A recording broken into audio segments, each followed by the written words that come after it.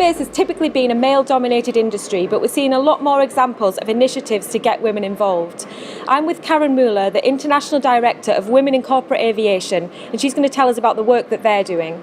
Karin, can you tell me a little bit about Women in Corporate Aviation? Sure. Well, thanks for having us. We are a membership organization consisting of volunteers, pilots, engineers, commercial people, you name it. We're trying to mentor, we're trying to network, we're trying to provide scholarships on behalf of big organizations that support us.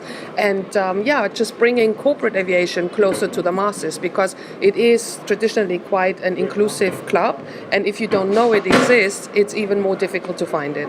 And you've also got a day job outside of all this work, haven't you? I do, yes. I'm not a pilot, I'm not an engineer. I have an MRO background, but for the past 11 years I work in logistics, emergency transportation for a company called Sterling Global Aviation Logistics. And we do a lot of James Bond missions, basically to help aircraft getting off the ground as quickly as possible so that they don't have to pay for people staying in hotels, EU compensation and so on. Excellent. So what do you enjoy about that job? It sounds very exciting. I always wanted to work with people, and I love the networking aspect. I love the fact that I can walk around Farnborough Air Show and know so many people and just really, know all the players in the industry, which is fantastic because, of course, their stories, their backgrounds are just amazing. And what would you say is one of your best experiences in that role? The best experience is in the day job. If you get an aircraft off the ground and an airline saves themselves upwards of £500,000 on lost revenue, that's an awesome feeling. For women in corporate aviation, it's amazing to see when you have young ladies first reaching out, trying to find their path, and when someone comes to you and says, I'm now flying a corporate jet. Excellent. So, yeah.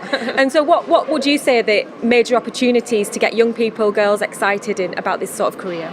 Well, it's so varied, between takeoff and landing, there's about, almost 1 million different jobs, part numbers involved. So there's so much variety in the industry, so you don't always have to go down the technical route. You can always work in commercial, etc., etc. So there's a lot of opportunity out there. We just need to bring it together because there's a massive shortage in the industry, of course, overall. And what difference do you think it'll make to attract more people, more diverse workforce in aerospace? Well, we need the new generation. We need to fill, there's a lot of potential out there. We need to fill those slots, and it's about finding these people. So anybody who's interested but not quite sure, what should they go out and do to get going? I think they need to create a network. They should start early. They should scour the internet. They should look at organizations like Women in Corporate Aviation, Women in Aviation, the NBAA, all these organizations that are out there that can provide funding, etc. Thanks, Karin. Thank you. Check out our videos on wearefin.com to see the types of jobs you could get in aerospace.